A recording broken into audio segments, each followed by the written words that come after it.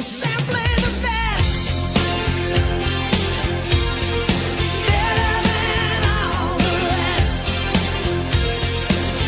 Hello, welcome back to the channel. It's JPA here. In today's video I'm going to be talking about Rangers' 2-0 defeat to Slavia Prague.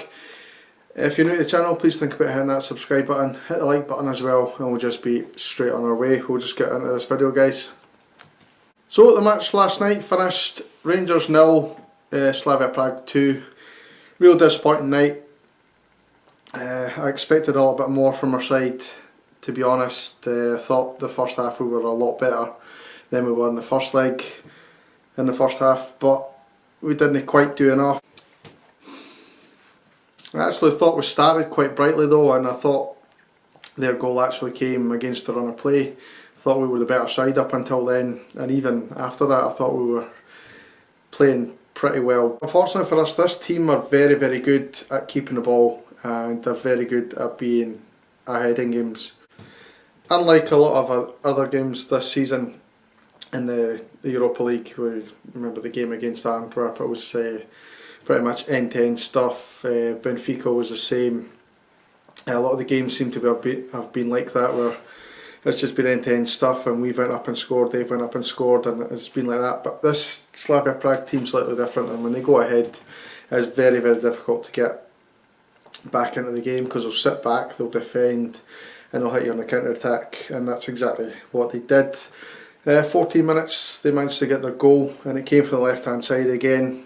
They targeted Patterson on that right hand side, who didn't really cover himself in glory in the first half again, but he did try his heart out, and you got to give it to him that he did as well as he probably could.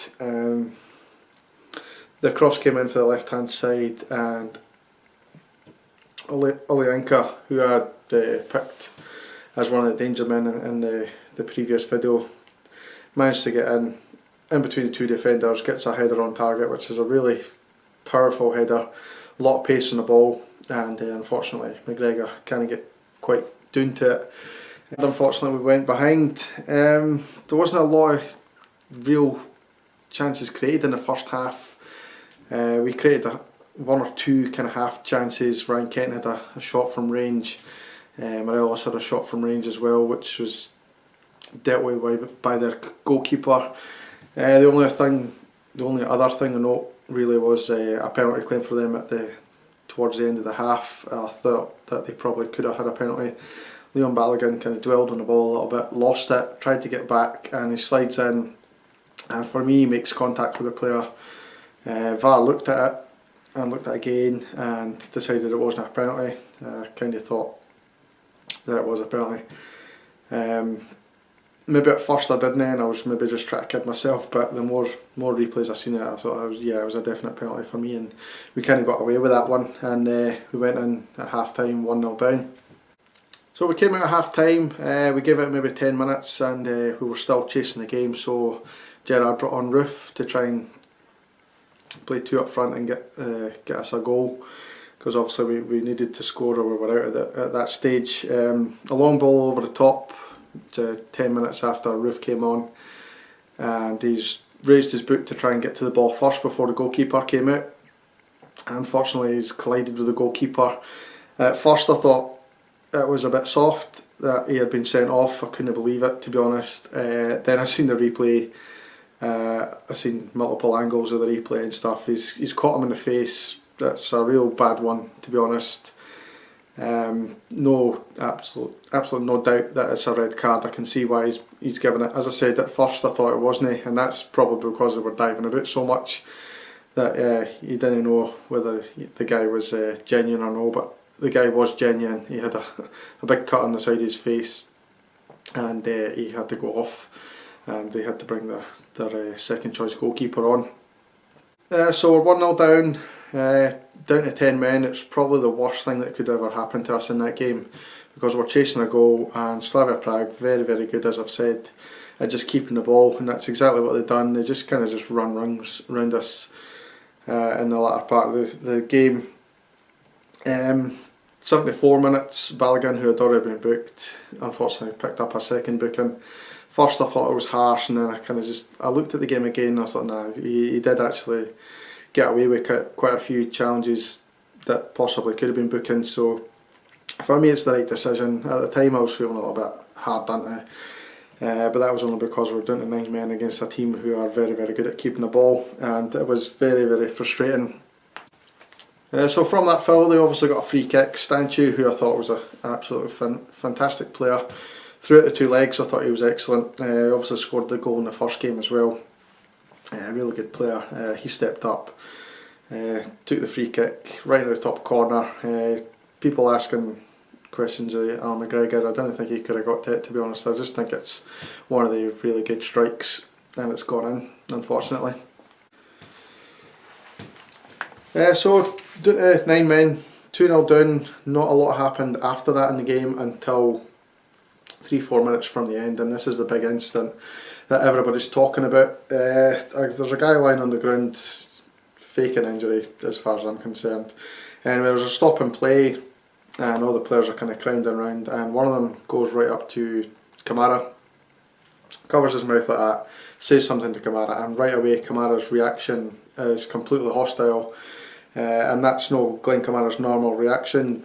Glenn Kamara's normally quite a placid, quiet kind of guy, or he seems that way, he comes across that way on the pitch anyway, and he's incensed that this guy said something to him.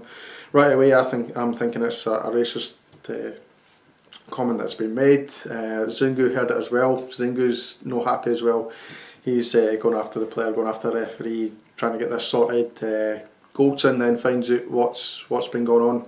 I think Goldson actually asked Kamara what had been said, and then as soon as Kamara tells him, Goldson's then furious, trying to go after the player as well, and for some reason, and all the confusion, all this kind of stuff, Goldson for some reason gets booked for it.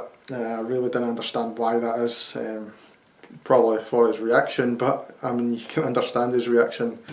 Absolutely despicable act, absolutely disgusting if that's what's been said. I think we're 99.9% sure that is what's been said.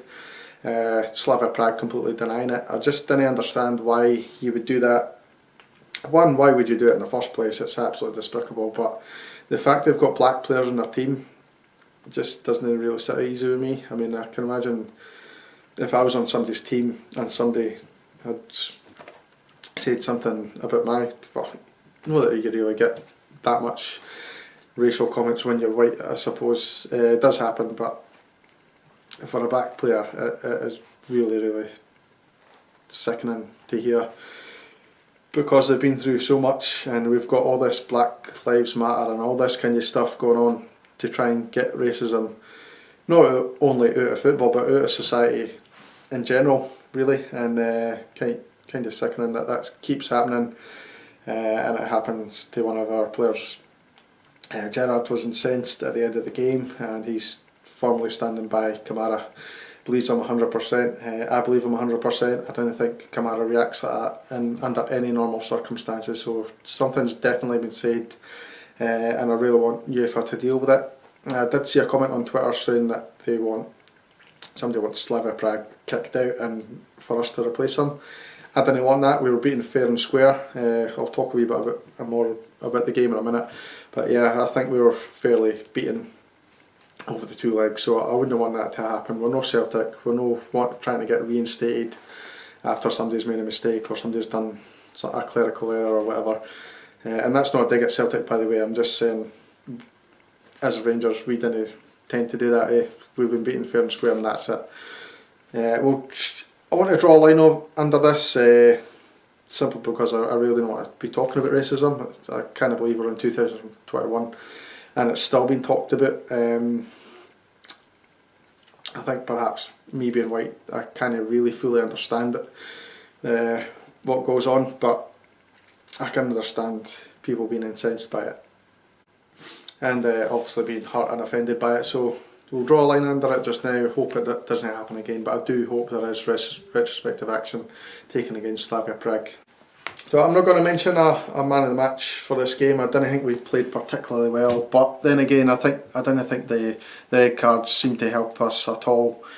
I I was kind of disappointed because I was watching the game, or large parts of the game, with my brother-in-law, who I've mentioned before on the channel, who's a big Arsenal fan, and I really wanted to kind of show him how good we are. And incidentally, Slavia Prague went on to get Arsenal in the draw today, funnily enough. And I've been saying for a long time I want to get Arsenal. But yeah, I was looking forward to him watching us and seeing how good we could play, but we didn't really show that kind of side to our game. And I think the red cards certainly didn't help that aspect, and we were pretty much chasing shadows towards the end of the game. So I've not picked a man of the match because I don't think we were particularly good. I will end the video by saying I'm really proud of the players, not just for the solidarity shown towards the end of the game with the whole racial incident and the togetherness in the squad, but I just think it's been a fantastic run. Yes, it's ended at the same position we were in last season, but I do have hope. I think if you look at last season, we came up against a Bayer Leverkusen side, who were a step above us. They were just simply class. I didn't kind of get that vibe from Slavia Prague. I know they were good, they played very well, they outplayed us at times, but I didn't think there was that much in between the two teams. I think if we played slightly better, particularly in the first half of the first leg, and we maybe stayed closer to them, if we'd maybe got a winner in that game and we came into this game with a little bit more self-belief, then we maybe could have done a little bit more. Obviously the sending-offs completely changed the game, and we didn't really hit the heights that we can. I was saying at half-time to the guys on the WhatsApp group that I still had belief that we were going to go on and win it, and I still believe that if we had 11 players on the pitch we would have done that, but it's all ifs, it's all hearsay now, it's all ifs and buts and that, and we can't really tell whether that would happen or no. Disappointing to go out, but really proud of the players for the way they've come through. They came through obviously a really difficult group, came through the difficult qualifiers and what have you, so we've done really well this season.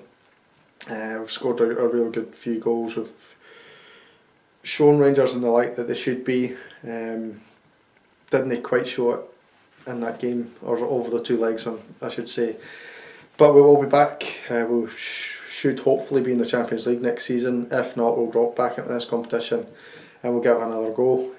I'm still very confident that we can go a step further next season. It just wasn't to be this season. I'll end the video there. It's been quite a long video and I apologise for that, but there was a lot to talk about. I'll see you in the next video. Cheers guys.